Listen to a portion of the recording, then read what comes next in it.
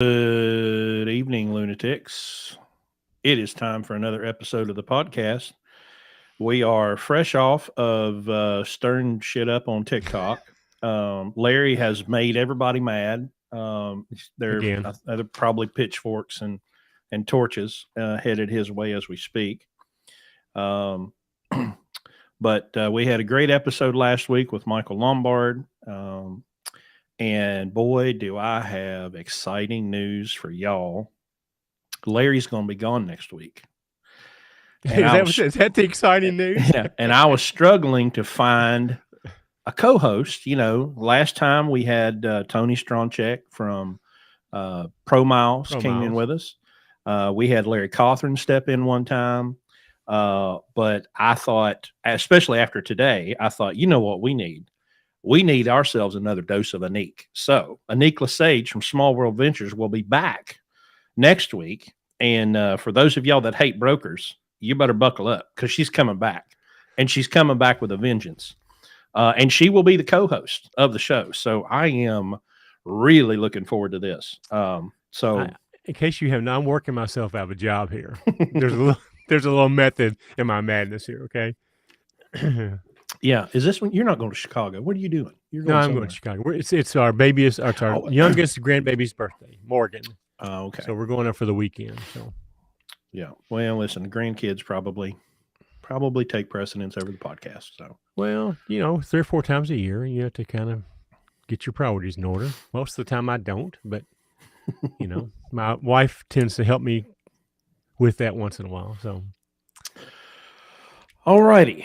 Well, let's take a moment to remember our sponsor, Pittsburgh Power, and the OPS and max mileage products. It's been about a year, I guess now, our relationship. Our relationship's been a lot longer than a year, but our sponsor relationship's been about a year. We've been using their products for a very long time, and we'll continue to. And so we've got some sponsorship announcements and stuff coming up for you in the next couple of weeks. So why don't you put the graphic up? It is up. How come I don't see it? I don't know, but I can see it. I don't see it. It's up there. Do y'all see it out there? I certainly see it. Let me go full screen. Still don't see it. Well, it's there. I'm looking right at it. Anyway, well, so let's get on to the business at hand, because this is going to be the first of many episodes. Yeah, Richie says we see it, so we're good. This is going to be the first of many episodes on this topic that we're going to cover tonight, because you can't get it in just one. It's going to take a lot of time, and Larry's video just went away, so he must be having his feet tangled in the cords again. Anyway, we'll get him back here momentarily. But this subject of blockchain is going to be something that we are going to talk about a lot. We've talked about it. We've mentioned it. And now it's time to bring in some people with some real experience in this area. And we're going to have to do this in little bites. There he is. I got him back. I don't know what happened. I just went away. Well, there we go. All right. Now you're back. So anyway, we're going to bring in this guest, and we're just going to start very slowly, but you've got to start understanding this technology and the impact that it's not only going to have on trucking, it's going to have on the globe. Every possible market is going to be affected by blockchain. Every possible means and transaction is going to be affected by blockchain. And so we need to start learning now. And with that, I'm going to bring in our guest, Todd Ziegler. And boom, there he is. So welcome, Todd. We've had some conversations through email. We got hooked up, and I think we're both on the same page as to where we're heading here.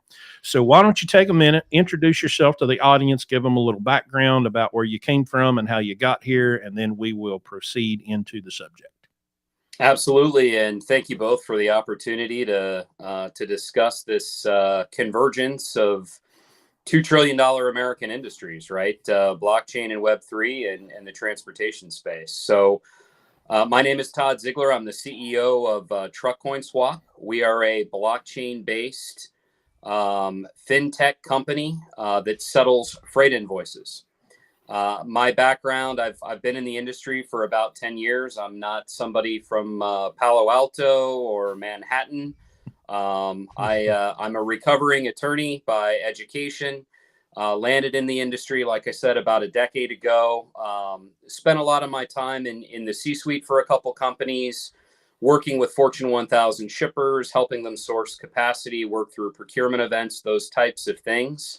And that's where I ran into this problem. And a lot of people are familiar with the transportation industry, but they're not aware that we have a systemic trade finance problem in the industry that's costing these carriers and brokers and 3PLs an awful lot of money. And there really has not been a solution to the problem until now, because that the solution really only comes to us through blockchain and Web3 tech. Okay. So I guess let's start at the beginning. What is blockchain? Yeah, that's a fantastic question. So there are different blockchains, right? And a lot of people are familiar with Bitcoin. They're familiar with Ethereum. There are a number of different blockchains out there, but to break it down, kind of in its simplest form, I like to use a freight analogy, right? It's kind of like a railroad, right? And on that railroad, there are different trains, which can be things like L2 providers, but at its core, it's a way to move value between parties and counterparties at very, very low costs at very, very high speeds. So some people are familiar with conventional finance and the kind of the traditional banking rails that we have, but it's slow, it's antiquated.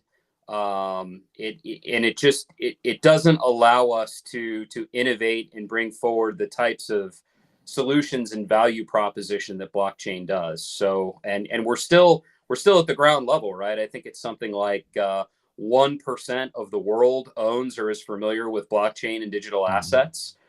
So it's still very early. But to your point, specifically as it relates to settlement and trade finance, the entire world is going to change in the next 3 to 5 years because businesses and consumers are going to demand the benefits that come to all of us from this technology.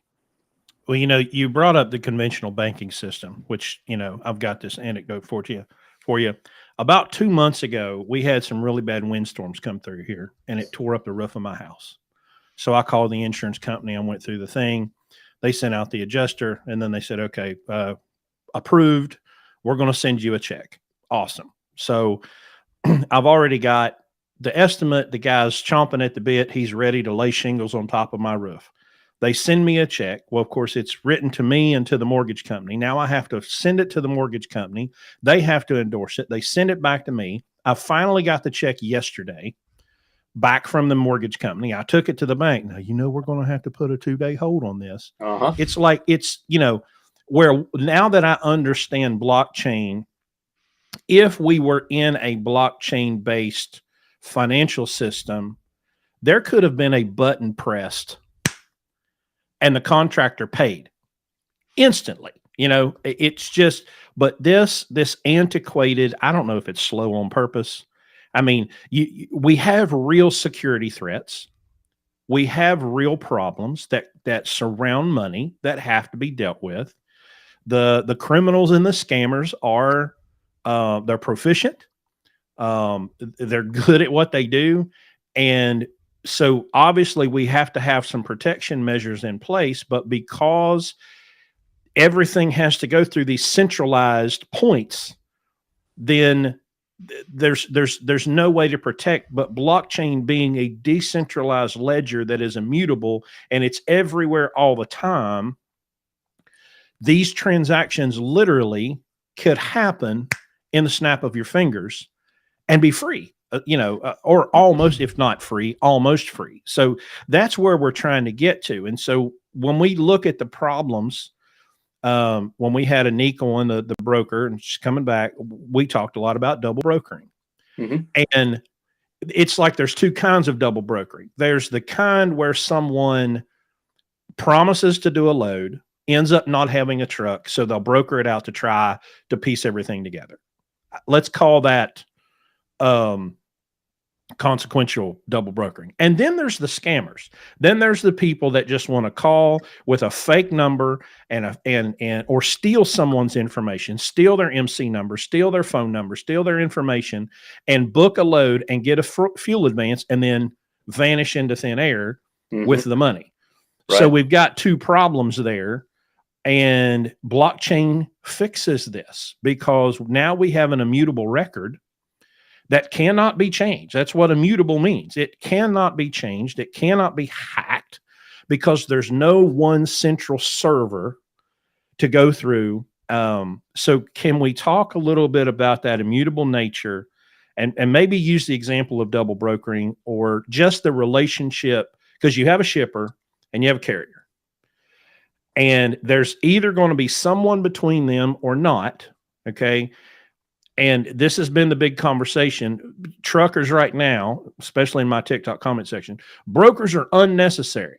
Well, that's incorrect because you don't have a sales department. And if you did, you probably couldn't sell water to a thirsty man in the middle of a desert, okay? Salespeople are very talented. You don't have time as a single truck owner operator to do sales calls. You don't have time to make direct relationships. You need someone to assist you in that, and that's where the brokers come in. And likewise, the shipper is not going to employ someone full-time. That's why we have brokers. They're not going to employ someone full-time that can get sick or go on maternity leave or die or suck or just be terrible at their jobs, where they can press that off onto the broker. Right. So we have these people that need to connect with one another. They need to trust one another, and they all need to be compensated fairly for what they're doing. So you want to talk a little bit about blockchain and how that could help? Yeah, no, these are all really important issues, and there's important applications and use cases within blockchain. The one thing I kind of want to throw out to start is, what the settlement platform that TruckCoinSwap has created. It's not theory, right? There's a lot of theoretical use cases out there, or tech companies that are solving 1% problems.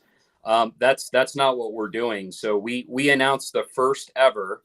The world's first freight invoice settlement on the blockchain back in December. And this will kind of put some context on it, right? It was a $1,000 load that we were able to settle for the carrier. Now, ordinarily, if, they factored that load, they would probably, pay something like a 25 to 35% interest rate, and they'd be waiting 10 days for the factor to pay them. Or maybe if they were waiting for the shipper to pay them directly, they'd be waiting 60 days or 90 days or maybe longer.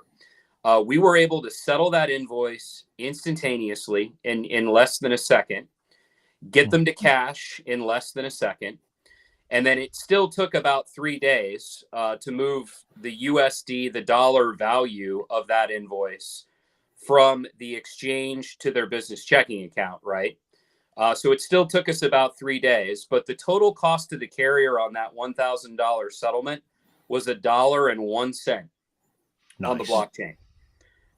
So we're talking about a settlement process and a technology that is just infinitely superior to everything else out there. And you're right about the immutability and transparency as well. I was talking to a couple folks today about, double brokering has really become more prevalent since we've kind of entered this soft freight market. At least it appears that way.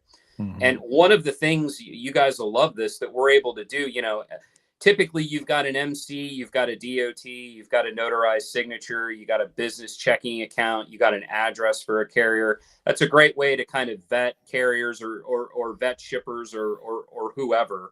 But one of the things that we can do in the blockchain and Web3 space is we can actually look at a wallet address and determine instantaneously whether or not that wallet address is owned by the person who's supposed to be receiving settlement, right?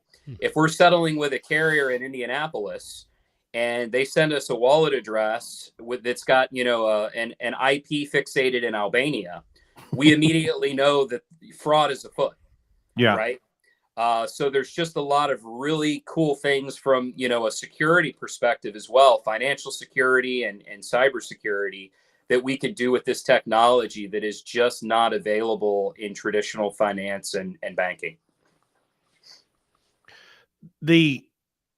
So I don't want to get too much in the weeds because I understand everything that you just said, but I've been watching crypto and blockchain for over a decade. So you said Web3, you said the exchange, you said US dollars. I don't want people to get lost in the weeds here, but Sure. Can we kind of address some of those vocabulary terms there where you're talking about Web3, you're talking about an exchange, because a blockchain creates cryptocurrency. A cryptocurrency cannot exist without blockchain, and blockchain cannot exist without a cryptocurrency. Right. So, I don't want people, especially God, if you watch too much news, okay, just turn the news off, okay, for the love of all that is good and kind, okay. Right. But in Austrian economics, especially, you have this praxeology, you have this it's human action, okay.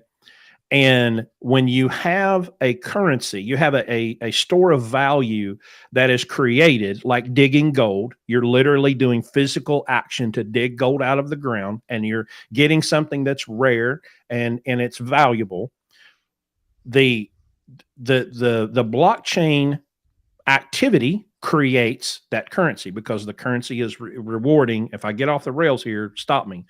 But the miners that are reconciling all these transactions are rewarded with cryptocurrency. So the currency is created from action, not from some guy in a suit in DC going, push the button, money printer, go burr. Right? Right. Am I Right. good so far? Yeah.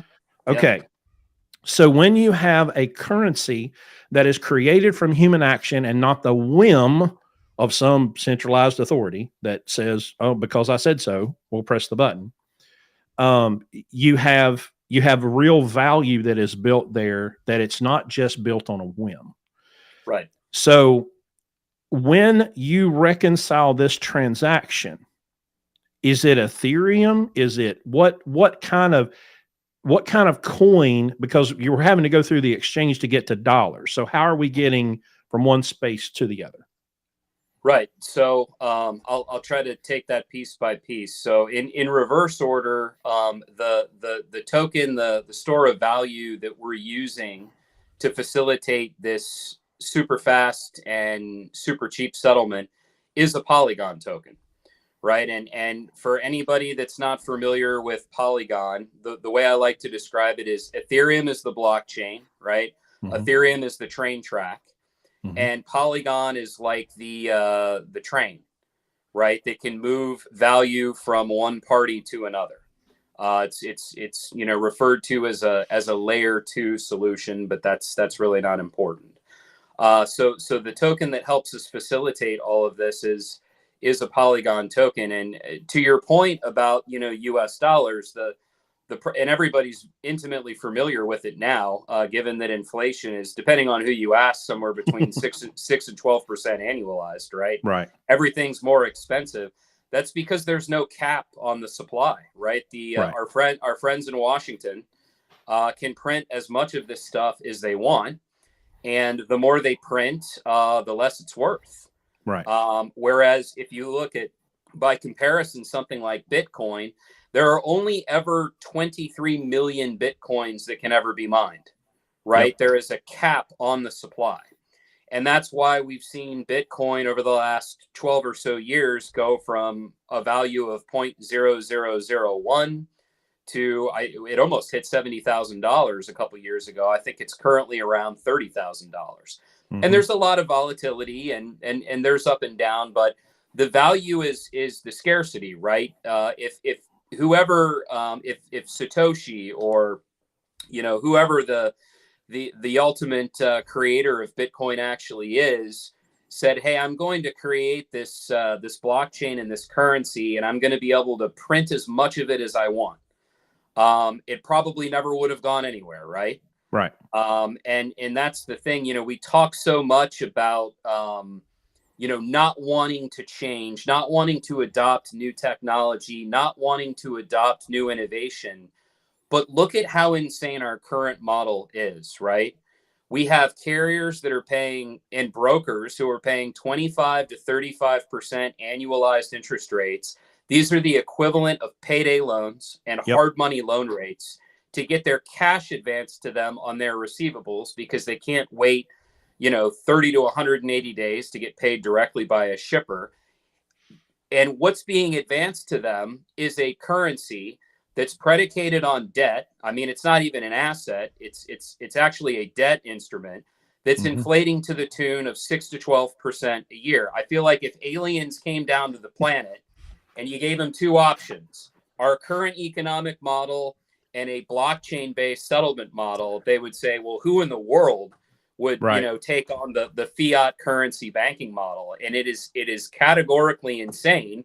But that's, it takes time to evolve, right? In terms of, financial literacy and financial innovation. But we're in a really cool time because a lot of amazing stuff is happening right now. And fear of the unknown. Correct. Yeah. It's like the baby, yeah, I know it stinks, but it's warm and it's mine. So don't take it off of me. Can I go all the way back to the roof analogy? Go ahead. So my summation here, the problem with that transaction you had was that it was an inherent lack of trust between the parties. Right. Yep. Okay. The insurance company did not trust that you were going to do the right thing. The mortgage company does not trust that you're going to do the right thing. The bank doesn't trust that who you are. Mm-hmm. So the whole thing gets bogged down because of a lack of trust. Yep. What little I know about blockchain is it resolves that problem of trust because of the immutability. Yes. The fact that the trust is inherent in the transaction by design, by the fact that there's all these jillions of pieces that no one can get their hands on all of them. And I apologize for my elementary description here, but am I on the right track here? Yeah, I think I think you've kind of hit the nail on the head. And the analogy that you gave about the contractor and the insurance reconciliation, I mean, it reminded me exactly of settling a freight transaction, right? Like you typically got a lumper involved somewhere.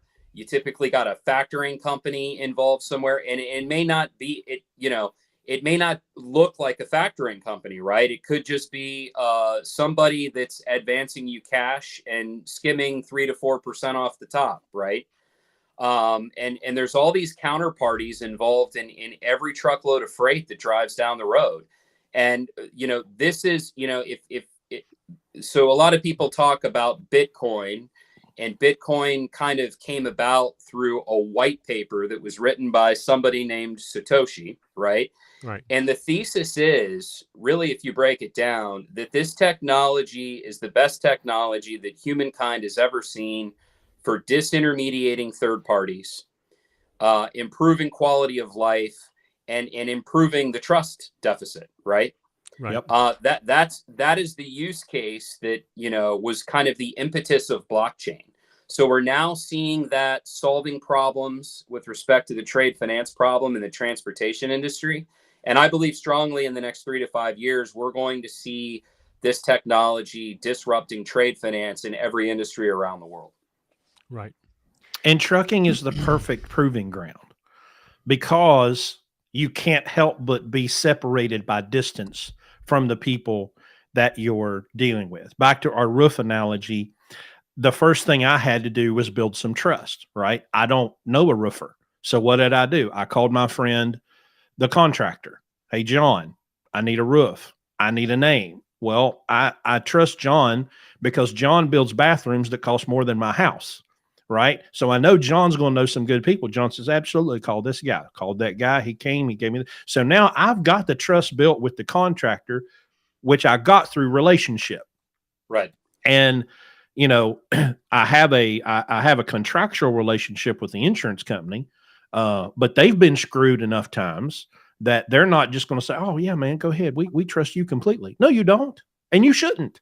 You shouldn't trust me completely. I need some way to prove myself.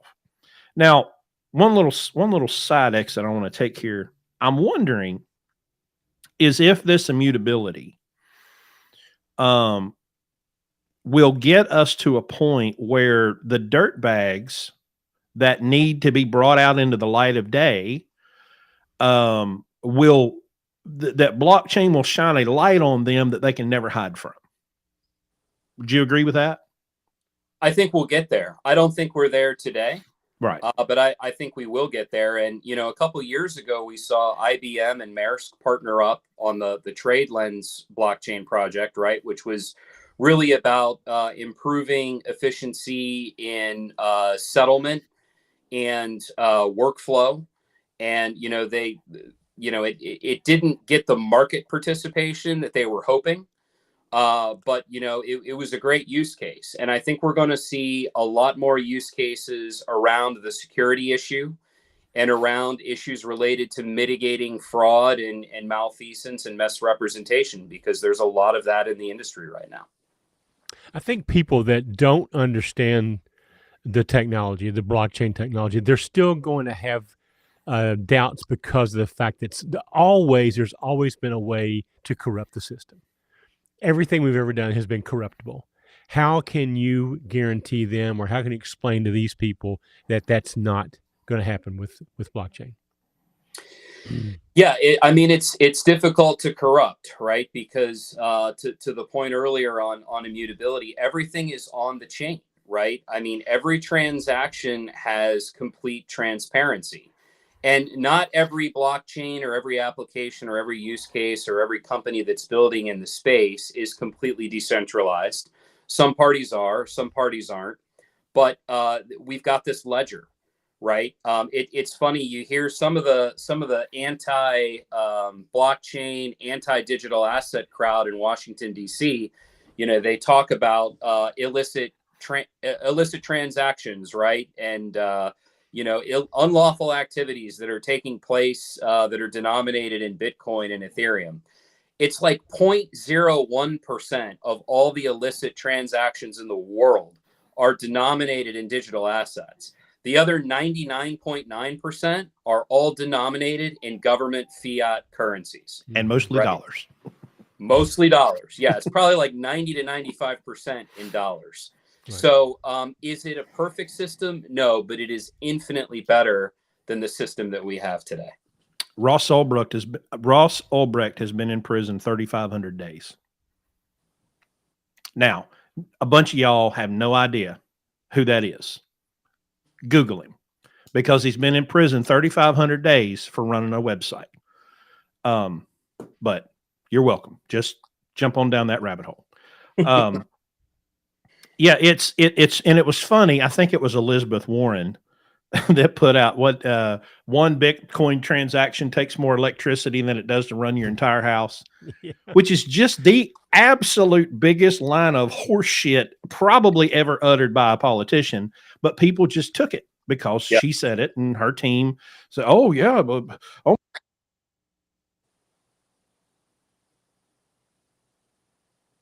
Todd, can you hear me?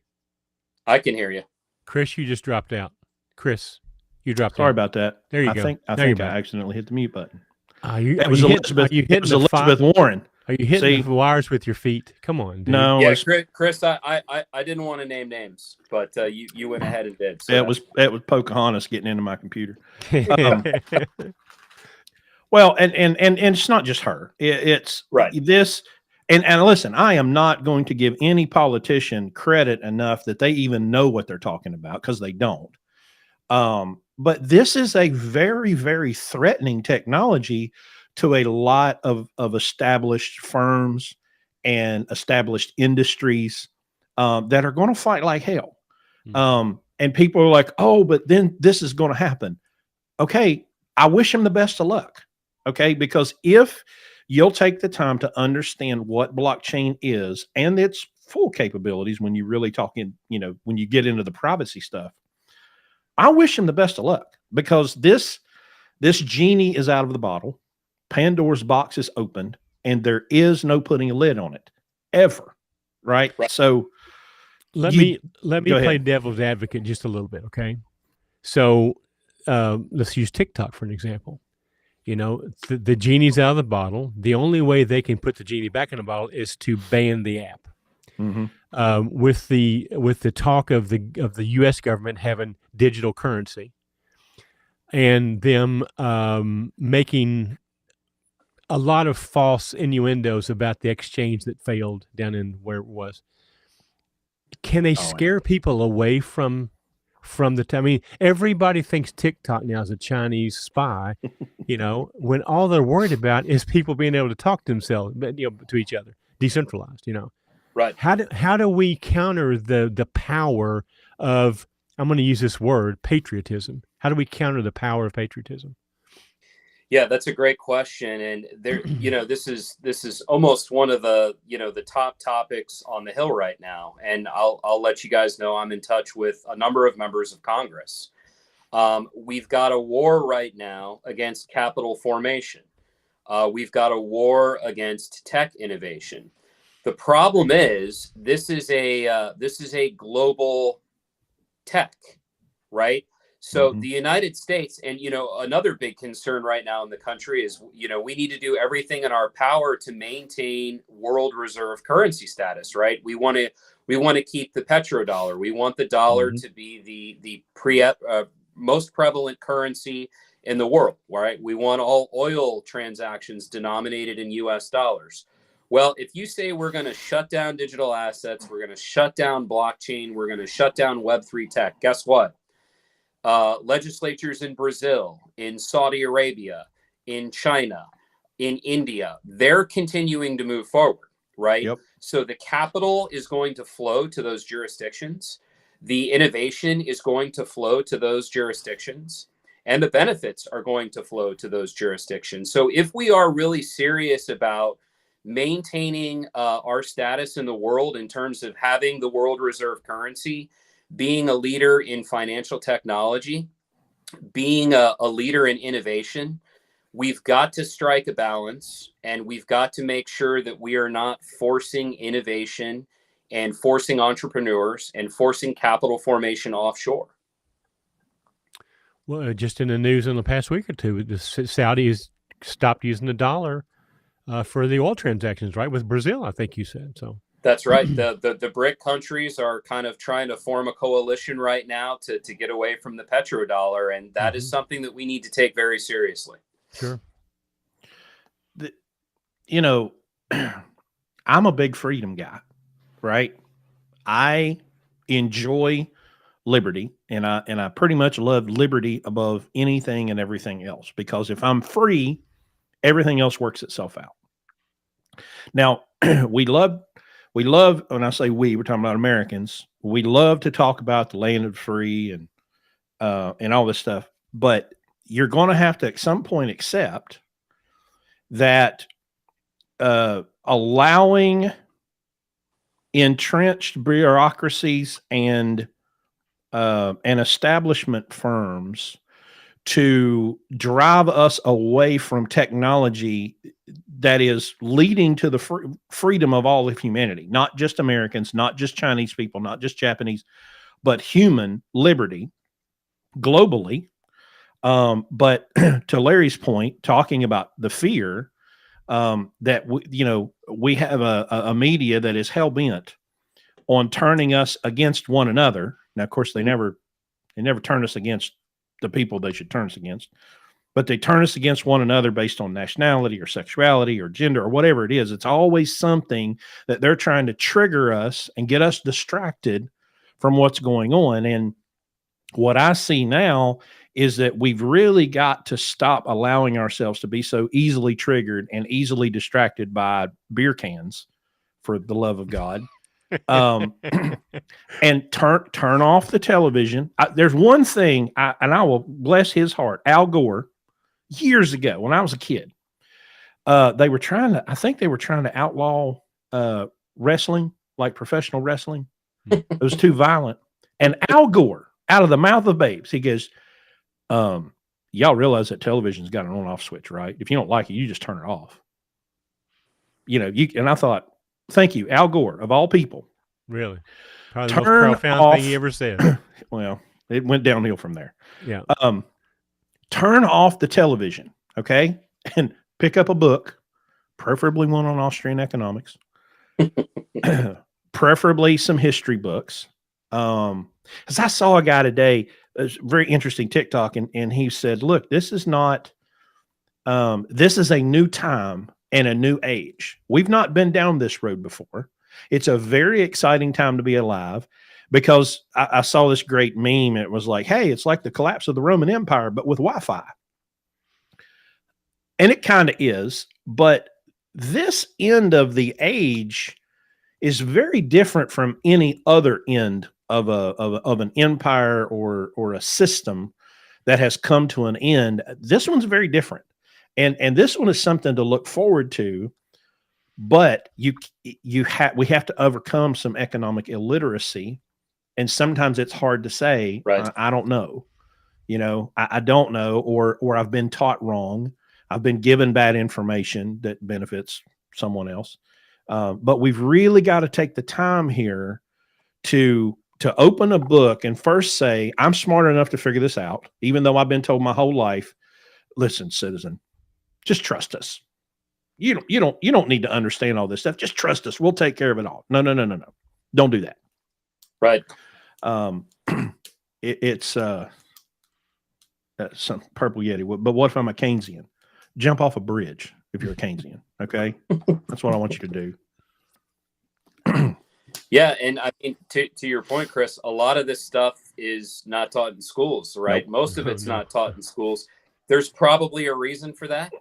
But in the United States in particular, we've been very insulated over the years. Like, a lot of people don't realize that something like 75% of people in the world are unbanked, right? If they need to move money from one party to another, they're basically going to a payday lender and getting raked over the coals, right? A lot of people don't realize that in most of the third world and many second world countries, when you get your paycheck, you're immediately going to the grocery store to convert that government money into goods, because tomorrow, 10% of the value of that money could be inflated away. So we've been insulated from a lot of those problems. I think we just got our really big first taste of it, at least in recent decades, right? We had all the modern monetary theorists, like all the modern Keynesians, the modern politicians in Washington telling us, hey, we can print all this money, we can create all this stimulus, we can artificially support the economy. The financial system is sound. We're not going to see widespread inflation. Whoops. Not so much, right? Pay no attention to the man behind the curtain. Exactly. And now all of a sudden, it's like it's $18 to get a meal at McDonald's in Connecticut, right? That's real. And that hurts our poorest communities the most, right? Middle class America, inflation hurts, but it's like manageable. Folks that are really making this economy work, folks that are every day going to work in the supply chain, going to work in the transportation industry, like 6 to 12% annualized inflation is crushing, right? That's like all their discretionary income. So we've gotten a real taste of it here in the last couple of years, and if we don't get our house in order, it could get worse. And I'm a big, disobedience is pretty much all we have left, because the political process has nothing to offer us. And as I'm seeing people in the trucking community, especially over the last month or two, they're screaming for transparency. And my question is to them, okay, well, who's going to do it? Who's going to give you this transparency that you so desperately desire? Is it going to be the same people that gave us ELDs for the benefit of corporations? Is it going to be the same people that gave us emissions controls for the benefit of corporations? Is it people that gave us NAFTA? Is it the people that are giving us autonomous vehicles, electrification? Are those the people that you want to fix your problem? And I'm going, no. So what do? Well, we're disobedient. We don't drive new trucks. When we buy trucks, we buy pre-emission trucks that are illegal in California. We just don't participate.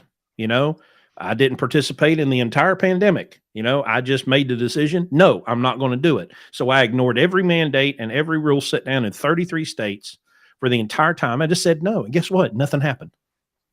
Nothing happened except that I was free. And so if you're an independent owner operator right now and you see the broker as your enemy, well, you're going to have to examine, number one, is it me? Am I the problem? Do I not know how to negotiate? Do I not know my cost per mile? Or do I need to be leased to a carrier right now because a carrier can help insulate me from those things, as it's very clearly doing with us right now? Our contract freight's keeping us going. We're still pulling a few loads here and there off of the spot market, but you know, we're 95% contract freight right now. And if you don't have that contract freight, yeah, somebody's going to offer you $2,500 to go across the country. Well, you're going to have to say no. And you should have been stacking up cash in the most inflated rate environment in the history of the trucking industry. Y'all should be sitting on enough money that if you did want to park it and go home, I'll take my ball and go home. Well, you should have the money, but they don't, because they spent it all, or they didn't work hard enough. It just didn't work. They slowed down. That's the big problem that we think. Larry calls it the retirement plan, is rates were up here. Oh, hell, I only have to work 25% of what I did last year to make the same money. Well, now here you are. What you going to do now? Because now the rates are not going to support your $250,000 truck. They're not going to support your $1,200 a week lease payment. It's not going to happen. And nobody's coming to save you. And it sure as hell is nobody in the U.S. Congress. You know, it just dawned on me. A few years ago, there was a demand for transparency. Mm-hmm. Okay.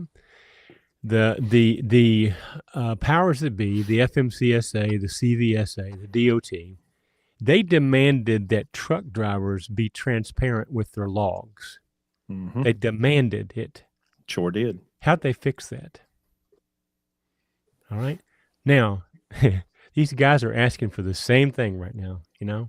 Yep. How do you think that's going to get resolved? What's going to be the resolution there, you know? Well, and I think you guys both make a great point that, you know, the focus, the target is on the wrong party, right? I mean, because even if you get full transparency from brokerages, right? I'm a 3-truck operator. I want to know what these brokers are making because I want to see, you know, what kind of vig they're getting between what, you know, the truck rate is and what they're being paid from the shipper. I mean, transparency doesn't give you privity of contract. Transparency doesn't give you an opportunity to share in the difference. Right. But what does allow you to recapture net revenue is eliminating a bank or a factoring company that's killing you, settling all your invoices, right? Most 1-truck operators that are running, you know, 3 loads a week, doing $250,000 a year in gross volume, they're paying somewhere in a normal factoring agreement. They're losing somewhere between $15,000 and $20,000 a year in net revenue. That's not gross revenue. Right. That's what's left over for the truck driver at the end of the year, right? So do you want to go recapture that money, which you can do settling your invoices with Truck Coin Swap, or do you want to, you know, lobby Washington, D.C. for transparency on a contract that even if you get to see it, you're not going to be able to be privy to the transaction and share in the revenue. Right. Well, and the big problem that they're missing, and Anik did a great job of this on one of her TikToks. She basically told them it was another damn business. But what she said was, you are subject to a contract that you are not a party to. It's none of your business what she charges the shipper, period.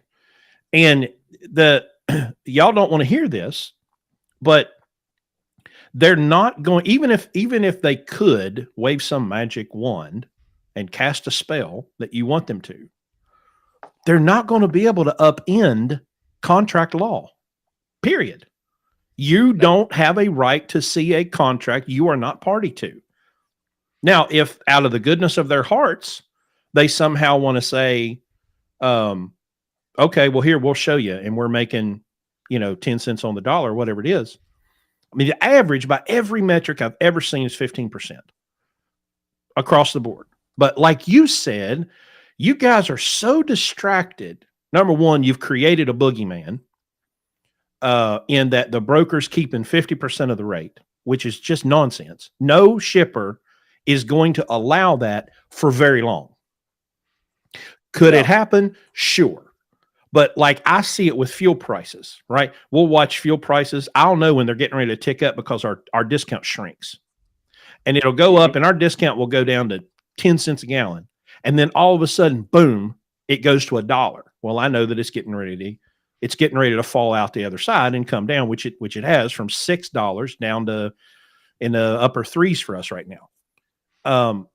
But you are not going to get the U.S. Congress to override decades long, centuries long contract law. It's not going to happen. No. Now, just cap them. Okay.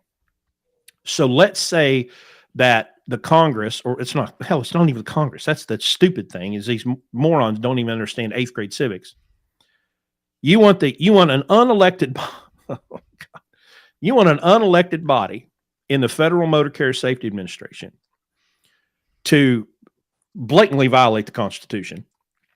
For all you constitutional conservatives, you want them to shred the Constitution into little pieces because it benefits you. To force a contract on someone, but you don't think that that's never going to get forced on you when you're giving the unelected body unconstitutional power because you think it benefits. Like, it just, there's no logic and there's no common sense in this. And that's where it all falls apart for me. So when they say, oh, you support the brokers. No, what I support is a free market. And a free market allows me to go out and make voluntary transactions with people that benefit the both of us. And the terms of that contract are none of your damn business. Period. End of story. Yeah, and I mean, to put a little meat on that bone, to put some numbers on it, right? Why chase 15% in a contract that you don't have any privity to when you can go recapture 25 to 35%? In the factoring agreement that you're stuck in, right? That you freely choose. Mm-hmm. Right. You do have some power over that, right? You can fire your factoring company. You can fire your bank. But you're right. We do have rule of law in this country, and nobody is going to upend the common law of contract. It's just not happening. No. Goes back a little farther than our Constitution too, by the way. Yeah, it goes way back to like 14 something, doesn't it? Yeah. I mean, you could probably take it all the way back to Greek. Yeah, exactly. Well, and I have empathy because I was one. Okay, number one, I was a government school graduate, 1994, right? And I entered this industry in 1997. And I didn't know shit. And I found out really, really fast how much I didn't know. And then curiosity drove me over the next 12 or 13 years to begin to learn because I was curious. And the curiosity was, okay, well, how does that work? And I knew the answer wasn't on the news, and I knew the answer wasn't on talk radio. The answer was in studying in time and talking to people that had real experience in something, not some, oh, I'm an expert because that thing on the wall says I am. So we have this very uncomfortable situation where the industry is taking advantage of people that are economically illiterate, that are not prepared by their education. They can't, not even if they would read the contract, which they won't, but they can't understand it. They have absolutely, I certainly did not. So I'm not talking about anybody but myself. Coming out of high school, I could not read a legal document. It just looked like a bunch of gobbledygook to me. And so I'm not going to understand the way that is. I do now, and it's taken a lot of practice. But the fact that we'll see people in Landstar groups, Facebook groups, well, I didn't read the contract. I don't have time to read the contract. Really? And then when they don't understand the terms of the contract that they signed, now they're angry, and they're righteously angry. But you didn't even bother to read the contract. And so should FMCSA is going to do something about truck leasing. Oh, God help us. I can't wait to hear their solution for that. They've got a task force or something. Task force, yes. Oh, God, I wish I could be on that task force. Oh. Well, did you, and the list of names? Yeah, oh, my God. Yeah. The list of names on there, it should be like, it should be like Friday the 13th. It's such a horror show. You should be terrified by reading the names of the people that are on that list. Because they're sure as hell not people that's going to help truck drivers. Okay. Did you say horror? Is that what you said? Horror. Sorry. Okay. I thought maybe it was a different kind of show. Well, listen, what they're doing to these truck drivers, it ain't much different. So, yeah. Oh, here, Jared's got a question. Since the ledger is public, and if you know the public keys of parties of these freight contracts, are the contract price terms technically visible? So I guess with truck coin swap, like, yeah, that's go ahead. Yeah, that's a really good question. None of the contracts are placed on the ledger, right? The only thing that because we're a settlement company, right? Okay. So we're managing settlement with the carrier, and then like a bank or a factoring company would, we take assignment or collection rights in the accounts receivable, and if the shipper pays on 90-day terms, then we wait 90 days to get the cash sent to us. So what is on the ledger, what is transparent is the movement of value. Okay. That's the only thing that's available. So, we talked a lot actually on this call about privity of contract. You don't have any, contractual relationships that are going to be discoverable or disclosed on the contract. Just that movement of value between parties. Now, is there another phase, do you think, that where we will actually have the contracts execute a smart contract, geo fences and all that, where you show up where you're supposed to be and you get paid? Is that like another layer? Yeah, I do think we're going to get to a place in the industry where we've got a digitization of all freight documents, specifically, BOLs and PODs. The problem is you need a lot of consensus to get there, right? You need consensus from, thousands of shippers to kind of get a uniform technology that works. And I do think blockchain will be a piece of that. I don't know if we're going to get there in our lifetime because, again, it's private industry, right? Could we have a top-down change administrated from DOT or FMCSA or Congress? I mean, maybe. But I do think we will eventually get to a place where all of these contracts are quote unquote on the chain. Well, I know ProMiles is working on something like that where I had Tony Stronchek on a few weeks ago, and he was talking about how they want this digitization of all of the documents, of the bills of lading, the permits, and all that stuff. And I said, well, listen, my friend, the civil rights attorney, would cave my head in if I ever handed my unlocked phone to a cop, right? So that's not going to happen. He was like, no. It's a QR code. You hold the phone up, they scan the QR code. And I'm like, okay, well, I mean, we're talking about a massive centralized database of some sort. Now, if ProMiles does it, I'm a hell of a lot more okay with it if they do it than if the government does it. Because number one, if the government does it, it's going to cost twice as much and work half as much. Right. But if someone like ProMiles could create that was the word that you just used, consensus versus centralization. Because what we've learned, or what we should have learned over the last 3 years, is that centralization is a problem when there's too much power. And the best example of that was all the social media companies just zapping people for saying the wrong thing. That wasn't approved. You're gone. Well, that centralized power is a problem.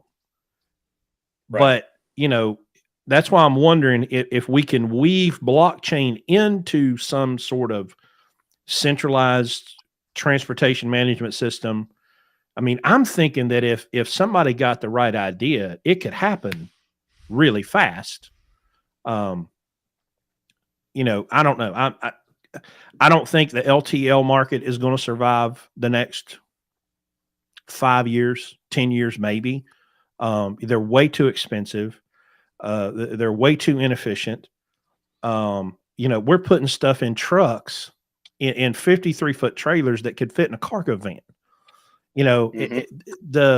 Somehow we have got to fix the problem of not knowing where the capacity is and how much the capacity is, where if something would fit in a cargo van, we'll put it in the damn cargo van versus all of the inefficiency. I literally hauled a copying machine on a 53-foot trailer one time.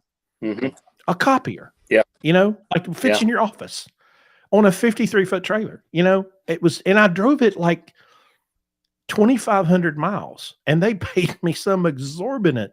And I'm like, why is somebody not putting this in the back of a minivan? And, but no, let's bring in a 53-foot damn trailer. It was stupid. And that stuff's happening every single day. I would like to believe that we can get to a place where, are you familiar with freight waves? Oh, okay. Yeah. We were at the Freight Waves conference in November. So, there's sonar stuff. And I was down there for a conversation a few years ago, and this article had come out, and I realized where it had come from. This was probably before I came to Larry. So it was like late 17.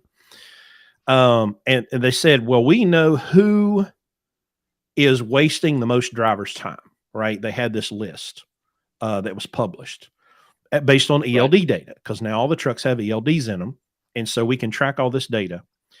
And so when I was down there at Freight Waves, I was talking to the chief nerd statistic guy, and he's like, listen, man, I can not only tell you the name of the company, I can give you the address. And I'm like, really? So up to this point, when we're forecasting the future, we have to look behind us, right? And you have to do this in any business. If you're in pizzas, okay, well, how many pizzas did we sell this time last year? And now I'm going to forecast my food order based on what I did a year ago.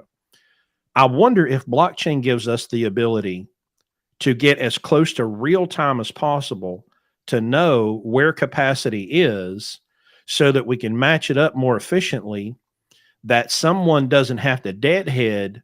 Two trucks could be 50 miles apart, could deadhead and pass each other to get to loads that either one of them didn't know existed, but because this truck was in one centralized system and this one was in another one, they had to pass each other.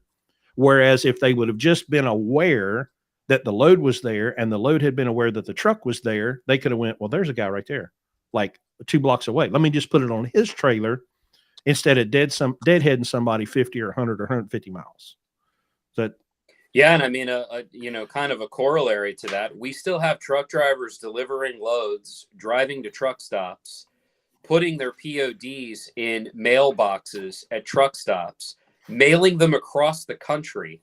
Then it goes to somebody who writes a check in 30 to 60 days, and then that check goes to a bank, and then we have 2 or 3 banks that have to reconcile the transaction. I mean, it's such an antiquated system. And even if I do think we'll probably get to a point where we have, where the tech provides maximum efficiencies in terms of capacity. I think we'll get there. We'll see that in our lifetimes. But, the problem that Truck Coin Swap solves doesn't change, right? Because if a shipper can pay on 90-day terms or 180-day terms, we've still got a trade finance problem, no matter how quickly the POD got signed. Right. No matter, how quickly everybody got the freight docs, right? So we've still got a lot of progress to make in the industry. But like I said, it really is an exciting time because there's so much innovation. I think there's been a lot of, we have the term freight tech. I would argue there's been a lot of faux tech that's come into the market for the last couple of years. It was tech parading as innovation that really wasn't, because, we were talking a little bit before the show about digital brokerages and matching services. And I don't want to disparage any of those companies. Like, there are some great people at those companies, But a lot of those business and revenue models have been iterated into creating broker agency companies and factoring, right? A lot of those companies are now factoring. And I would argue that's because the original value proposition of using all of this amazing tech to match, shippers to capacity, maybe it wasn't quite as monetizable as everybody thought. Mm-hmm. But we do have some real tech coming into the market now, and it's really exciting. Here's a question.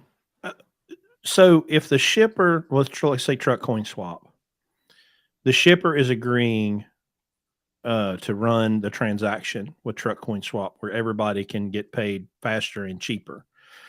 Do you think the shippers are aware of the amount of loss between them stroking the check and getting it to the truck?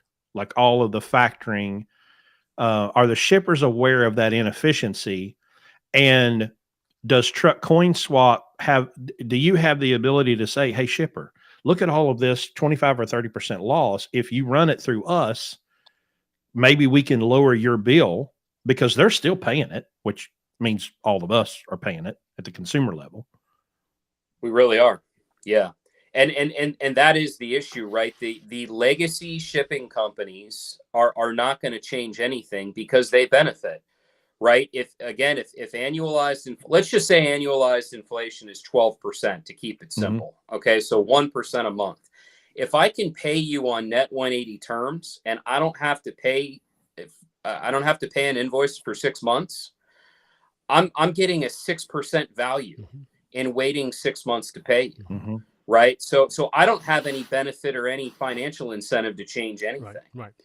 So that's why the value proposition is there for, trucking companies and 3PLs and brokerages, because they don't have to wait anymore. If they want to get to cash in 3 days, if they want to see a return of 100 cents on the dollar on their invoices, they can get that at Truck Coin Swap, and it's because of digital assets and blockchain technology. But are you still having to wait 90 days for them to pay you? We are. Okay. We absolutely so are. You are factoring to an extent. You're doing the same kind of thing. Here's your money today, but we're not getting paid until later. But at a much smaller rate. Right. We're absorbing the cost, though, these 25 to 35% annualized interest rates. We're absorbing the costs that brokerages, 3PLs, and carriers would otherwise pay for factoring, okay. Right? We're able to get them to cash in 3 days. They see 100% return on their invoice values. They're on to the next load. And then we wait 90 days for a net 90 shipper to ACH a payment or cut a check. Mm-hmm. You can't do that with fiat currency, because if I'm a bank or a factoring company, I'm advancing you US dollars. Okay. I have a carrying cost associated with that money. When you're able to, and I know that this is kind of like, third layer of the onion, but when you're able to use what's called in the blockchain space, it's referred to as a synthetic commodity, right? When you're able to use a synthetic commodity like a digital asset, you can actually solve that problem, where Truck Coin Swap is able to absorb those costs for the market without actually taking a loss. And it's a little bit complex, but the underlying point is you can only do it with blockchain and Web3 tech. And for carriers, yes, it is new innovation. Yes, it's new technology. But, I love to give the example. If you go to Starbucks and buy, a Frappuccino, the barista isn't asking you, like, how do you want to settle that transaction? You want to wire, you want to ACH, you want to PayPal, you want to Venmo. Nobody really cares how that transaction is getting settled, because I'm paying X to consume a Frappuccino, right? Our proprietary mobile and web app works the exact same way. What's happening on the back end, what's happening in the back of the kitchen with respect to blockchain and Web3 doesn't really matter, because for our customer, for our user, they're able to get back to US dollars and get their cash in, 3 to 4 business days. They're on to their next load, and they've recaptured 100% of the value of that invoice in the process. So does the shipper have to agree for this? Okay, I guess let's say I'm a single truck owner operator. I've got my own authority right now. I have contracted a broker, or does this have to be a direct shipper relationship? It can be either. It can be either. Okay. How do I insert TruckCoin Swap into this into this transaction? Right. So if it's let's say it's a bank or a factoring company, right? They're going to have what's called a notice of assignment. That's if let's say you're the carrier, right? So you're going to give me, the bank or factoring company, a notice of assignment, which says that once that invoice is purchased, right? Once I advance you dollars, I'm going to advance you 96 cents on the dollar. I'm going to charge you 4% of gross. But once I advance you dollars, I have the assignment or collection rights in that invoice from the shipper. You're really no longer in the transaction, right? Okay. The shipper now, I'm now the creditor, and the shipper is the debtor. Yeah. So our model is very similar. So if you settle at TruckCoin Swap, if we buy an invoice, we get you settled in 3 to 5 days. You're on to the next load. We now have a notice of assignment and collection rights in that underlying receivable, that freight invoice, and we collect it directly from the shipper. So everything that we're doing, there's a blockchain and digital asset iteration on top of it, but we're in no way reinventing the wheel. We're just improving upon the existing models that are there from a contracts and privity of contract. And so the key is you're able to do it so inexpensively because of the coin, or the token, exactly. The token, right? Exactly. Okay. Exactly. Now, what happens if you don't get paid? If we don't get paid, we have the same type of recourse. Well, I shouldn't say it's the same type of recourse rights. I don't know if you guys have ever seen a factoring agreement. These things are typically 10 to 20 pages. Okay. You have to sign a personal guarantee. There's a UCC lien filing on your business, typically, that gets filed in the state that you're incorporated in. They're cross-collateralizing your business assets. They're cross-collateralizing your existing payables and your future payables. I mean, this is really draconian stuff. Mm-hmm. And then on top of it, they're charging you a 25 to 35% annualized interest rate to advance you debt. Right? To advance you fiat and they require exclusivity, don't they? They also require exclusivity. That's right. If you sign a factoring agreement, you have to send them all of your freight invoices. Exactly. Right? So we don't do any of those things. We don't require exclusivity. If you want to dip your toes, if you want to try it and settle one invoice with TCS, you can. If you want to move all your freight invoices to TCS, you can. We don't require UCC lien filings. We don't collateralize or cross-collateralize business assets. You don't have to collateralize your children or your home or anything else, right? But we do have recourse rights. So let's say it's a $10,000 freight receivable. There's an OS&D issue. There's some kind of claim, right? And the shipper short pays by 10%, right? They pay out $9,000. We do need to square that additional $1,000 loss with our carrier. And what we would probably do in that instance is we would say, hey, on the next 10 loads, let's, claw back $100 on each load. Let's square that $1,000 loss on the short pay claim, and then we move forward. So there's ways to reconcile that without all of this, draconian legal stuff. I mean, it's real. Some of these contracts are just absolutely horrible. Have you ever had a broker or whatever not agree to the buy and the selling of the paper to you guys from a carrier? No, because once you have that notice of assignment, right, the shipper is in our industry and really in all industries, and factoring and trade finance is a thing in almost all industries, mm-hmm. right, at various levels. It just happens to be systemic and a huge macro problem in transportation, right. Specifically full truckload. Right. But once you have that notice of assignment that says, hey, shipper, you have to pay this party for the transaction, the shipper has a contractual obligation to pay that party. Okay. So, right. So it sounds to me like your choices are either wait for the check yourself, no factoring, no TruckCoin Swap, right. Be able to operate for 90 days until you get paid, do your own right. billing, do traditional factoring where you're at risk. Well, you're either at risk to have it come back and lose probably 25%, or lose 25% and then some for a non-recourse factoring. So you don't have to worry about it come back on you, but they're going to keep a bigger piece of your freight bill. Does that pretty much summarize it? Yeah, there are some companies out there now that are, saying that, they won't claw back losses, or they won't collateralize certain things. But you're right. There's typically some kind of vig involved, right? There's one company out on the Pacific coast that is saying, hey, we're offering free factoring, but you have to use their fuel card, and they charge you these egregious interest rates on the fuel purchases, and it's $1,300 to fill up a truck with diesel. So there are about 40 to 50 of these factoring companies in the United States. They're all doing pretty much the same thing. And, I have yet to run into, in 10 years, I have yet to run into anybody in this industry that would refer their factoring company to you, right? Because on top of all of these fees and all these draconian legal agreements, the service sucks, right? So you're right. There were two options until Truck Coin Swap came to market, and now there are three, and we happen to think that our model's pretty good. So we do have listeners that aren't Landstar drivers, so they do have the ability to be a customer of yours. Tell people how to do business with you, Todd. Yeah, the best place to find us is at truckcoinswap.com.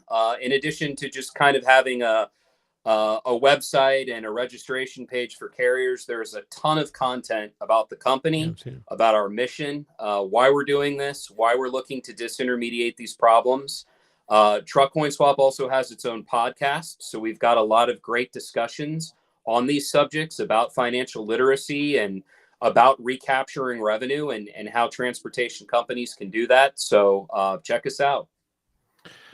So I kind of feel like the big picture here, okay, if we can boil it down to this, the last 5 minutes to me has shown that here is an option that is made available through Web 3.0 and blockchain decentralization that can radically change your ability to get paid if you are a carrier. 1 truck, 10 trucks, 500 trucks. Okay. This can radically change how safely you can get paid and how efficiently you can get paid without giving away unnecessary hard-earned dollars through a simple transaction. So here's here's the big picture I would like everybody to think about. If you'll take that little sliver and look around you and apply that to everything, insurance, finance, anything and everything that you see around you can be radically transformed through this technology. We've already got decentralized finance. I mean, it's happening. It's like this parallel highway to the traditional system. That, to me, it's like we're not looking around and going, well, look at that problem. I wish there was a solution. No, it's like it's here. It literally already exists and has since 2008. Please do yourself the favor of going and reading the Bitcoin white paper. It's not long. It's not complicated. It's not like a big legal document. It's pretty short. And it lays out the case, which started, the history of it. Think about what was happening in 2008. All of the nonsense around the housing market. And it was government intervention into a market, signing people up for houses that they didn't need to be buying, credit swaps and bad mortgages. It was just a nightmare. And whoever Satoshi Nakamoto is, or they, nobody knows, deal with it. But for whatever reason, they said, look, here's a way to change this process to make it better and safer and more efficient for two people to agree and trade value. That's it. It's all about trading value. And one of the big things that we preach on this podcast is if you will focus your energy and attention on others and build value for them, do something that makes their life better, do something that makes their life easier, it's going to come around to you. It can't help but not come around. But if you are selfish, if you are greedy, if you are ignorant, if you are only so focused on yourself with that access to the universe you've got running through the top of your precious little head, I can't help you. There's no help for you, you know? So I can't push the fast forward button to make this happen faster, but all we can do is educate each other and ourselves. So let's try to preview, because there's more people than you, and we've had the conversations about other people. Why don't you give us a little preview of some of the conversations that are going to be coming down the road, especially what's the guy in New Jersey? Is it Jersey or New York? Dominic. Yeah. Tell us give us a little teaser. So I'll give you a couple. Dominic is a TCS advisor. His family's been in the trucking industry for like 70 years. They're in the fuel business. I think they've got 7 trucks in their fleet. And Dom's headquarters is literally a truck stop on the New Jersey Turnpike. But he's a blockchain native guy. He's a digital asset guy. And when he heard about TruckCoinSwap, he literally called us and said, how can I get involved? This is exactly what the industry needs. I want to do anything I can. So Dom is now the host of the TruckCoinSwap podcast, and he's a very valued advisor because, on any given day, he's got about 70 trucks sitting right outside of his office. So he's a savvy industry vet, and he'll bring a lot of great dialogue to the conversation. We've got a number of great team members, and another that I would just want to highlight really quickly. I know Dr. Jimmy Lenz is probably going to want to talk to you guys. Jimmy is the director of the FinTech engineering program at Duke University. He has a 30-year background in high finance. He worked for some of the largest banks that you guys know. And he was solving like macro problems for some of these banks on the trading floor. When he found out about TruckCoinSwap, he said, this is exactly the use case that I've been looking for. How do I get involved? And Jimmy is now a partner in the business. So we've got some really fantastic people involved, including, 2 professors from the University of Wyoming. And everybody's thrilled to kind of hop on this forum that the 2 of you have provided and talk more about the solution, because you're right, Chris, it really is about education. In 2017, I'm working in the trucking industry. I didn't know a damn thing about Web3, blockchain, or digital assets. But I was like, what is this Bitcoin thing? So I started researching it. And, 6 years later, here we are, settling the world's first freight invoice on the blockchain. So, it's about, creating consensus, and it's about education. But it's great that, you have forums like this that can help get everybody up to speed more quickly. I need somebody to invent that time machine so I can go back to 2012 and buy those 300 Bitcoins I was going to get when they were $2 a piece. I missed that too. Man. Are you this close? Are you publicly traded?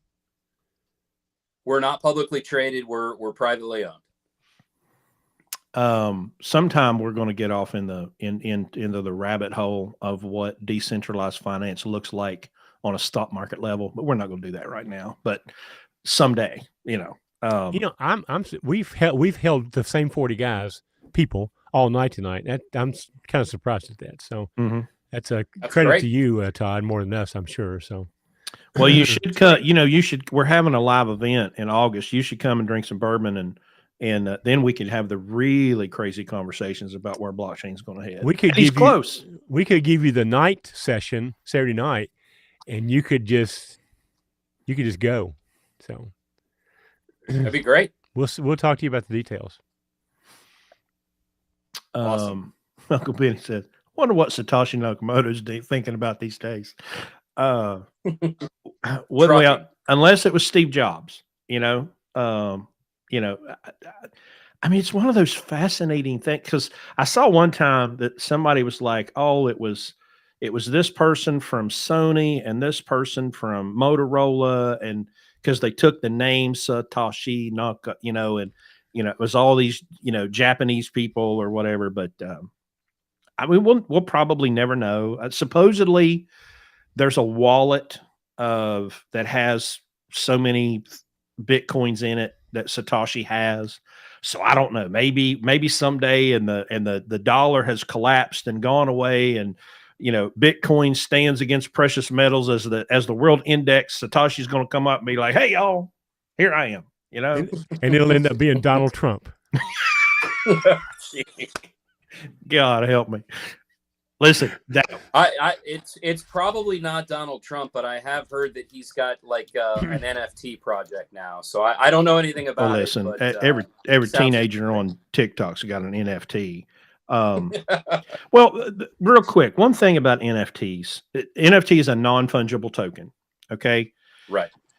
Now, sidebar. What I want y'all to do is I want you to go to YouTube. There's a series by a guy named Mike Maloney called The Hidden Secrets of Money and Currency, or something like that. The title sounds terrible, but trust me, it's a great education on the history of money and currency. What's money? What's currency? Fungible, non-fungible, yada, yada. It will help you. Yeah, and Chris, if I can just add, I think Mike Maloney's a Robert Kiyosaki guy. If anybody really just, doesn't want to just jump straight into the rabbit hole on digital assets and those types of things, the Robert Kiyosaki books are absolutely fantastic in terms of getting a baseline, financial education, understanding how all this stuff works and why we're all being taxed to death, right? Rich Dad, Poor Dad should be required reading. Absolutely. But Mike does this fantastic job in this series because he gets from the origin of money up through fractional reserve banking, and he puts it. Right. There's lots of good graphics. It's well done. He does a fantastic job. Of course, I guess you should go read the creature. What's it? Creature of Jekyll Island. Creature of Jekyll Island. Yeah. God, what's his name? Yep. What's his name? Edward Griffin. G. Edward Griffin. Yeah. Yep.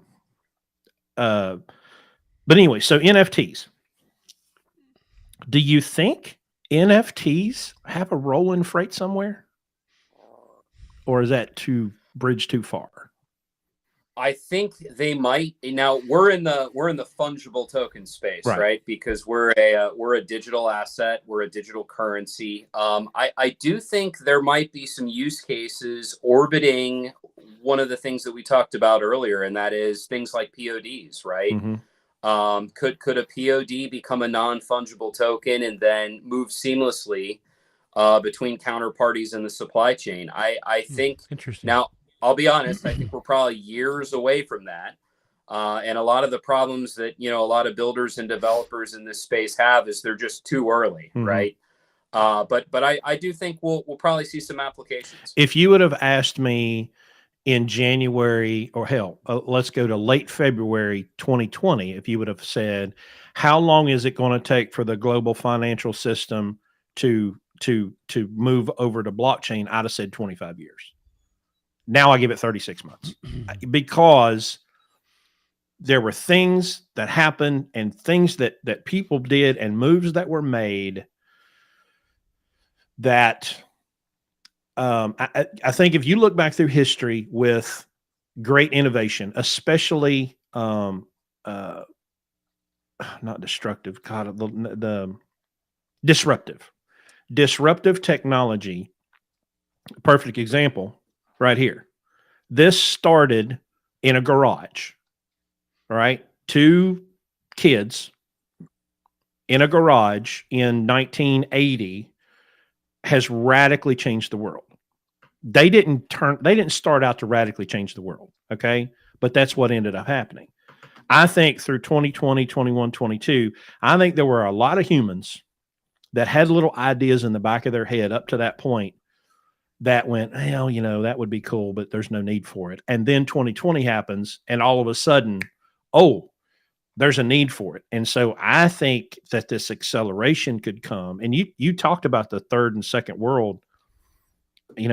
The third world is ripe for it because they don't have to move away from an established thing like we do because we're all spoiled rotten. We can't live without air conditioning. and Starbucks. Right. They Right. got nothing to worry about. They could, we could see Africa and the Middle East become superpowers, for lack of a better term. I mean, and that's what pisses me off about all the people that are distracted and screaming at each other right now. We live in the safest, most prosperous time in all of human history. I wish Right. y'all shut up and stop screaming at each other and just look around and go, wow, what an amazing time to be alive. But they're too busy screeching at each other. So anyway. Well, I live, or maybe spending a little time on how do we make it better, right? And the corollary that I love was the advent of electricity, right? You had all these people saying, why, you had buildings catching on fire, you had companies taking venture capital and filing bankruptcy, you had rampant fraud, you had a lack of regulation. I mean, and people are like, why the hell do we need, electricity running through the city? Oil lamps work. Mm-hmm. We've got whale blubber. Nobody's driving at night, but nobody thought about air conditioning and refrigerators and small appliances and electric cars, Mm-hmm. right? But if we hadn't gotten that innovation right, if we hadn't struck that balance, we wouldn't have the quality of life that all of us enjoy today, right? Absolutely. And not. so I think blockchain's kind of very similar to the advent of electricity in that way. I think we can't even see a lot of the innovation that's coming. And the sociologists, I cannot wait probably 5 more years when they go back and study this time in the last 3 years, when they just look at it from a distance and go, y'all did what were y'all thinking? Right. But it's always so much easier to look back. And of course we got these mental giants, and we need to go back to regulation before the Motor Carrier Act of 1980. And no, God, no, please, God, no, we don't need to go back to that. But they see, someone has told them, well, truck drivers made more money in 1979 under regulation than they do today. Okay, well, what was that George Bush talked about, fuzzy math, or that, because that's what that is. It's a like fake nostalgia, looking back on a time that you didn't even live in. There's a bunch of y'all weren't even alive in 1979, and you've heard your grandpa tell you some bullshit story. So anyway, the things that are happening that we won't see the fruits of for another 3 to 5 years are just makes me tingle thinking about it. Me too. This acceleration thing brings back really bad memories for me, okay? Because, Todd, you don't know, but I used to be a professional photographer, okay? And we heard rumors that that film was going to be replaced by digital. That started coming out, I don't know, early 2000s, along there. And, we're thinking, everybody's saying, yeah, it's going to take 15 years before everybody, before it becomes acceptable. 2007, this changed the world, my world.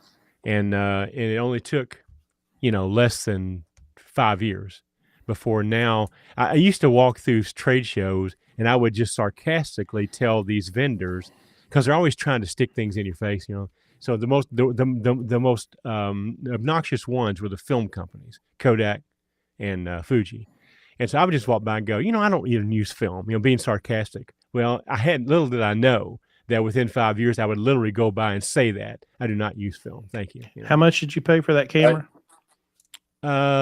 First digital camera I had was about $30,000, and it's a fraction of this camera. So yeah, that's insane. Wow, that's absolutely insane. Yeah. We're spoiled rotten. And I'm a professional, so you have to have more than one. So right. The stories that he's told me about how this system that they had set up, to take the cameras and then the memory cards and the computers and it just blows my mind. Of course, now you just, you get your sister-in-law's cousin has a DSLR and she'll come shoot your wedding for $50. You know what the ironic thing about it is? Imagine now doing a wedding with a film camera. There is no viewfinder. I mean, there's no way of seeing what the image is. It's latent, okay, until you develop that film and see the picture. So you do the whole wedding, hundreds of images. You have no idea what's in there, if there's anything in there or not. we switched to digital, and now we're backing up everything 4 times before we leave the wedding. All this security that we feel, make sure we have the image. We never had it before, but we made a big deal out of it. You know, we take backups after backups after backups. I had laptops everywhere. We're backing up all the images. You know, it's just nuts. It's nuts. Yeah. You think trucking is screwed up? You should be in photography. So. Well, Todd, we appreciate you being here. It's been a wealth of information. If you're an owner operator and you are and you're factoring, you know, go check out Truck Coin Swap. Well, let me ask, I guess, this last question: have you had any interest shown to you by larger fleets, not Schneider, but like 100 trucks or 500 trucks? Are they even aware of you guys?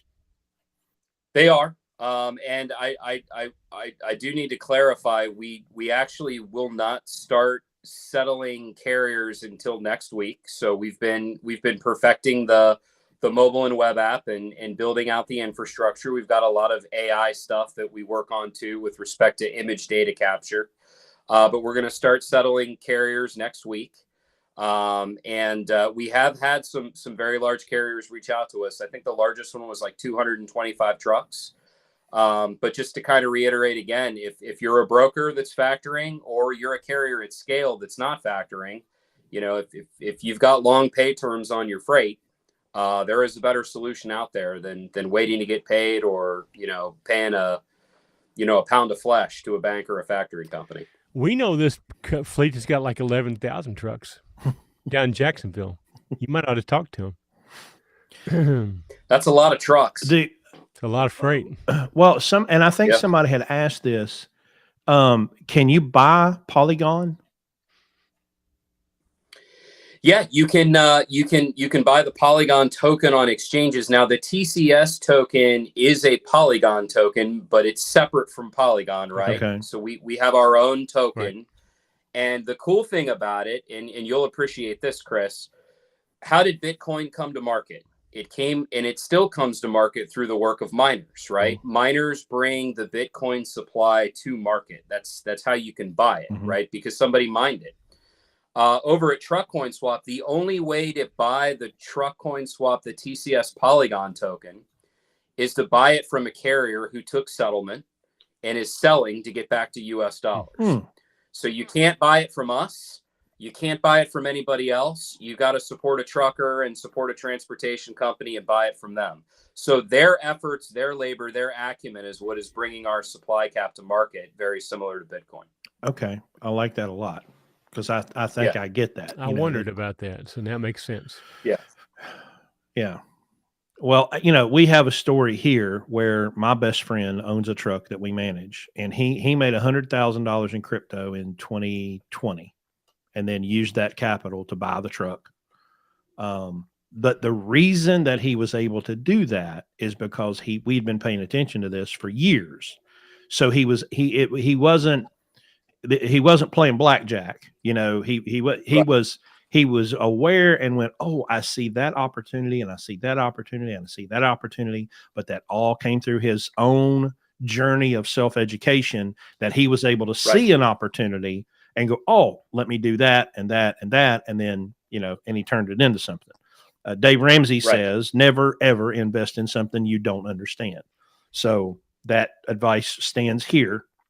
You need to invest the personal time, invest in yourself, invest in education, listen to podcasts, read books. You know, I will plug the best podcast in the universe here right quick. And that's the No Agenda program with Adam Curry. But somebody had mentioned Lightning in our comments. Are you aware of No Agenda or Adam Curry? I've heard of them. Okay. Yeah. Adam Curry was a VJ back on like Headbangers Ball when I was a kid. Now he runs a podcast with John C. Dvorak. Well, Adam was he's the podfather. He's the inventor of podcasting.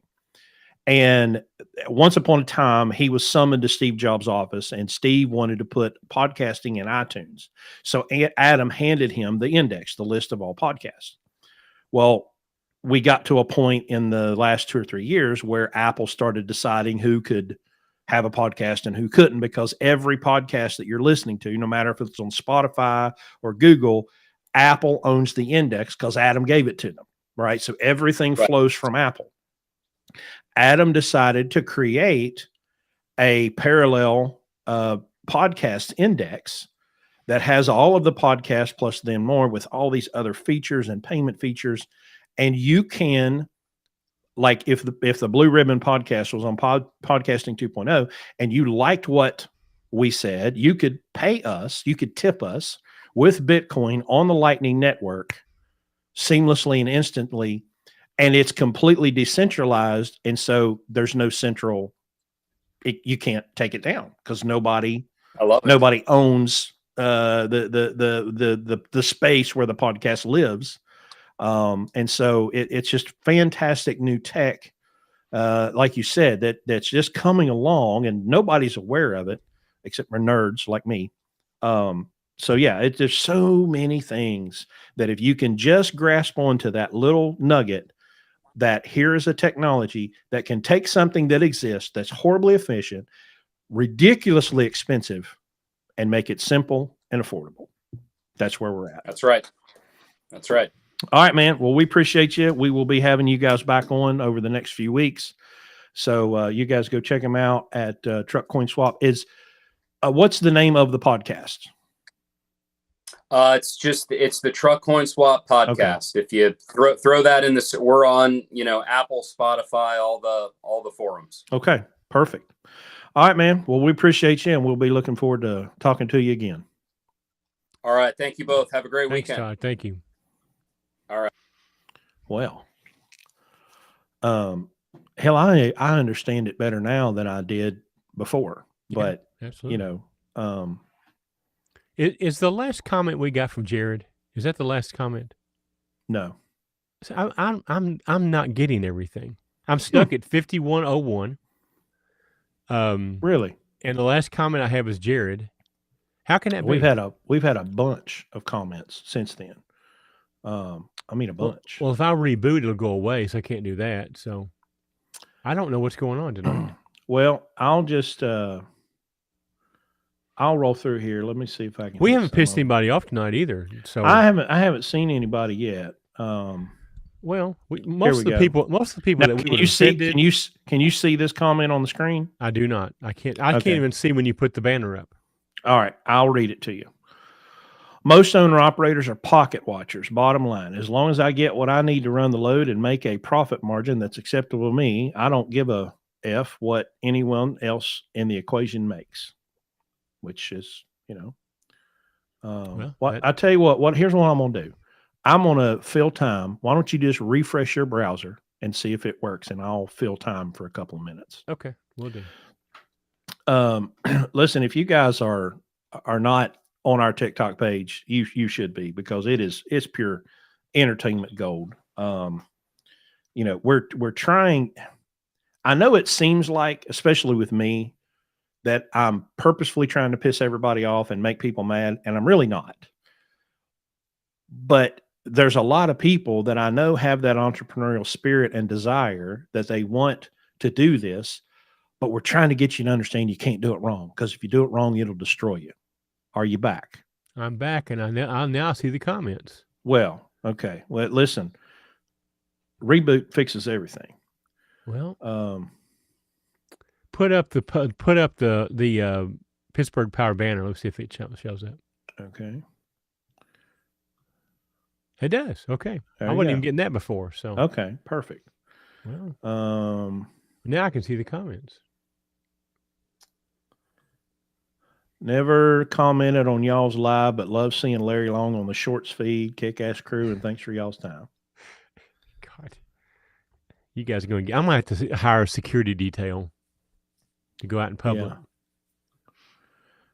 You want broker transparency? Sure. Give me your physical address and I'll mail you the rate con in 20 to 30 days per the government regulation.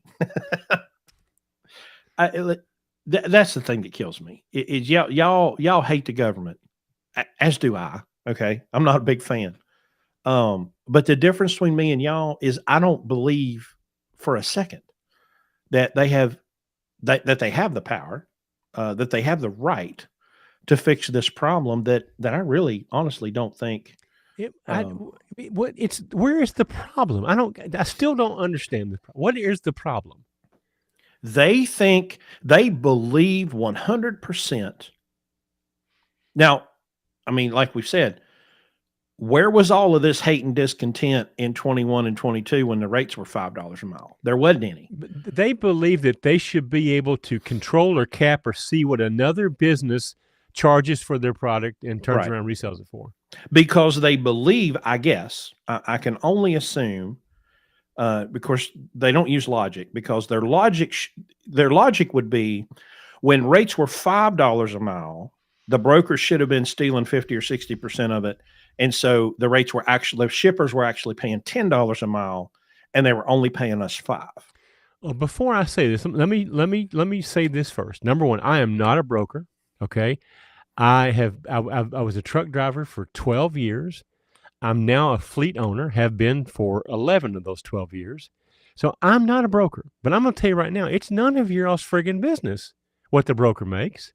It's none of your friggin' business what the shipper pays, it's none of your business. Nope. It's none of their business what you do. Okay. I mean, look, I can haul freight for less than most of you guys, but that's none of your business either. Now, we make it our business to tell you how to do it, but most of you ignore it. Right. 9,000, I read today, 9,000 MC numbers have gone away in the past 3 months. That we know of. Yeah. That would be more, I would be more worried about lowering your cost of doing business than I would be about trying to get somebody else to tell me what theirs is. That's what pissed everybody off about this thing today. Is I said the very same thing. I said, look, the reason you truck drivers are pissed off is because brokers do a much better job of their business model than you're doing of yours. Yep. And all of a sudden, because I did that, I'm a shithead, I'm addicted, I'm all this stuff. Nobody can dispute or debate the facts. All they can do is call me names and accuse me of being a broker, which I'm not. Well, listen, y'all get your pen and paper out, and I'm gonna throw a few resources at you that helped me, and I'm sure they will help you. All right, and you can pause and come back and listen to this. First of all, anything by Dr. Thomas E. Woods, anything by Murray Rothbard, Bob Murphy. Dr. Bob Murphy is a podcast. He's a fantastic economist. There's a book called I Pencil, was written by Henry Hazlitt back in the 40s, I think. And it just talks about a pencil. And it's such a fantastic economic lesson using a simple pencil. Let's see, I Pencil. Gosh, what's the one I'm thinking of? Well, The Law by Frederick Bastiat. Y'all really ought to be reading that. No, I had that wrong. Who was Economics in One Lesson? That was Henry Hazlitt. Economics in One Lesson. And I'm trying to think of who wrote I Pencil. It's letter I, comma, pencil. Somebody said Basic Economics by Thomas Sowell. I mean, y'all, the it's all out there, right? You can learn about basic economics, but all of these people, Robert Kiyosaki. Now, I'm not crazy about Kiyosaki's investing ideas, but his understanding of business, Rich Dad Poor Dad, is fantastic. It's a great book. But he's all about other people's money and risky investing, and I'm not that. Balance Robert Kiyosaki with Dave Ramsey. If you can balance Kiyosaki with Dave Ramsey, you'll be fine. But y'all really need all these stuff's available. Some of it's free. It's available on audio. It's available on PDF. You can get it on Audible. But it will help you. It will finally tune your bullshit detector. That's for sure. Especially Tom Woods' Politically Incorrect Guide to American History. That will melt your brain down. Oh, yeah, let me do this. Any updates on Carl? So, Carl has been in the hospital. He was on a respirator. There was a good update today that they got him he's on a tracheotomy now. They got him off of the respirator. He was able to actually get in a chair and breathe on his own for a little bit.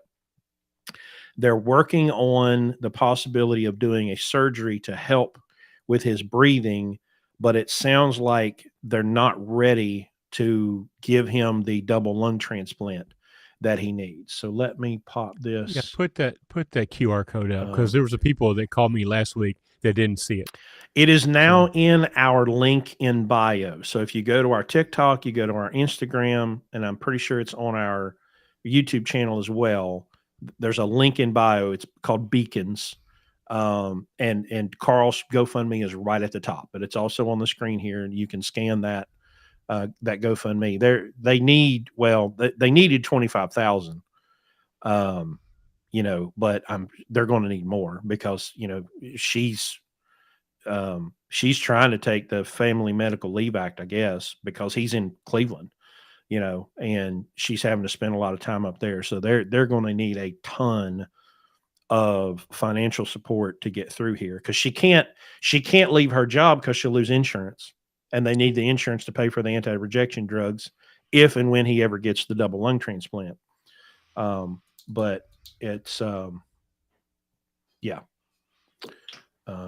he can use all the help that you can give him.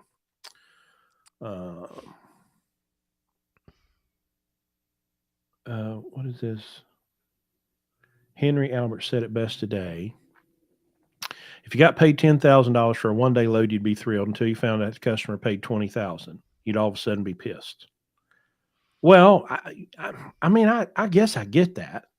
The problem I see with this transparency thing is they have worked themselves up to believe that if someone with a monopoly on violence, that's able to point the gun and, hands are up or I'll shoot, will just take away this mask of secrecy, that all of their fears will be confirmed.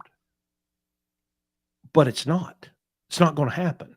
I mean, what I mean is, even if you got what you want and you look at the broker's contract, y'all going to be pissed to find out that they're getting somewhere between 10 and probably 15%.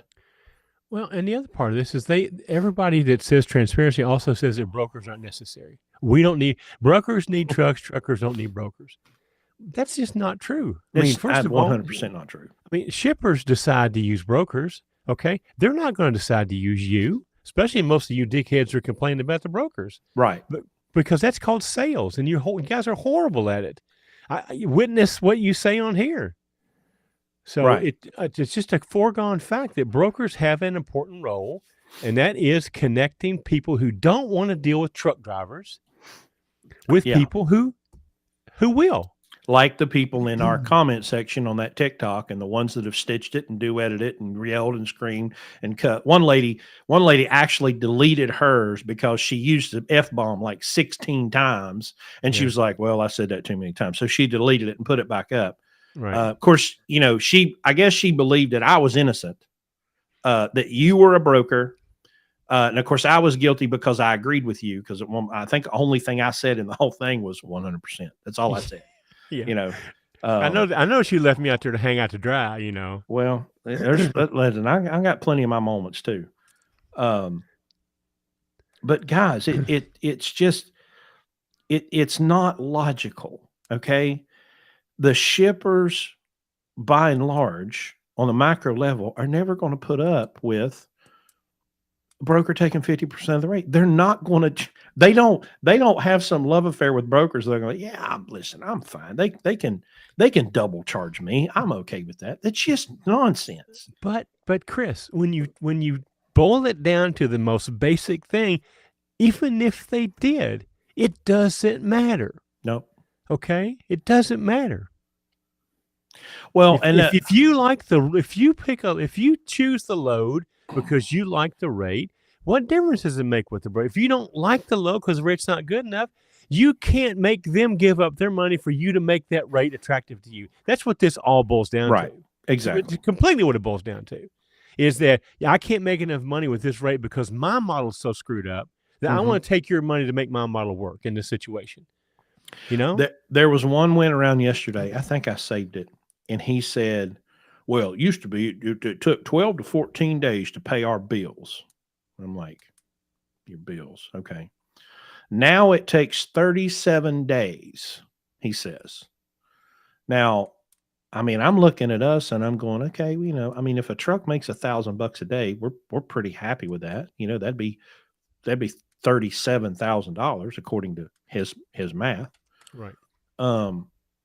You know, but of course, nobody wants to talk about, well, okay, well, buddy, what are your numbers? Let's talk about your numbers. They have no idea what they are. Don't have no idea.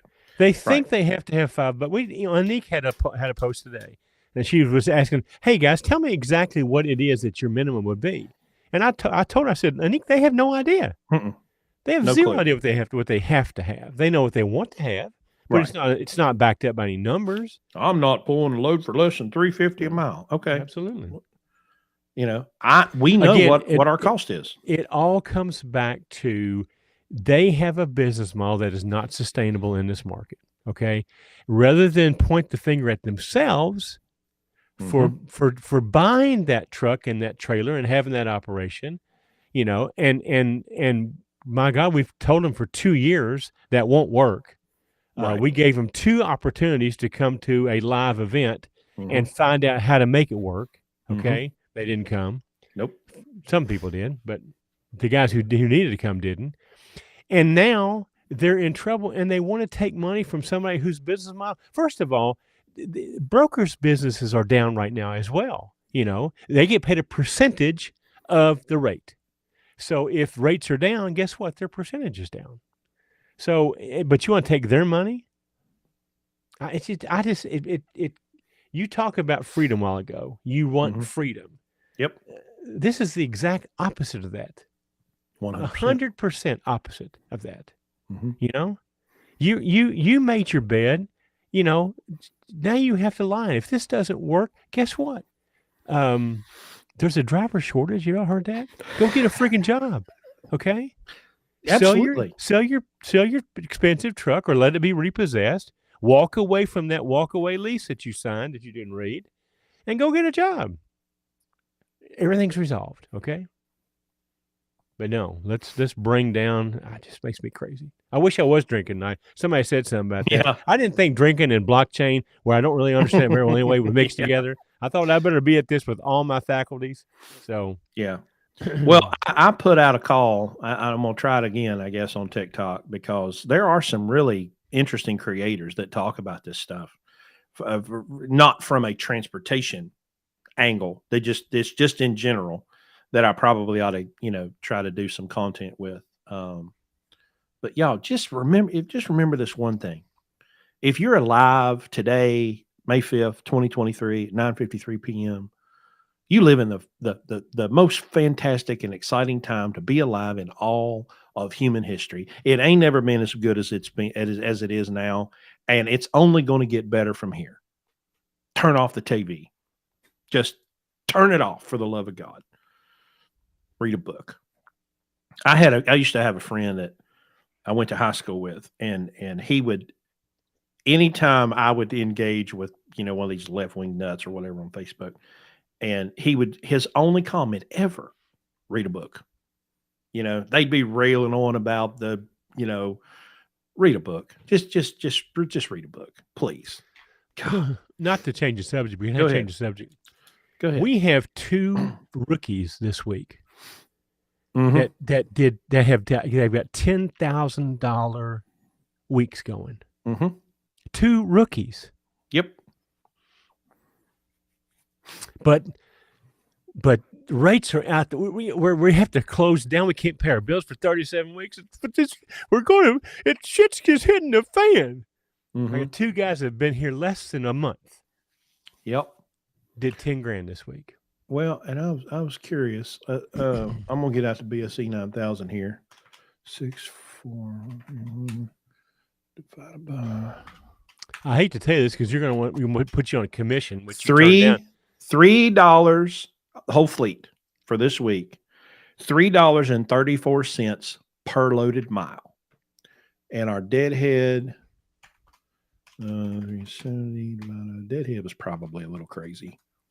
19%. It's It's not you know 4% over. We're 26% above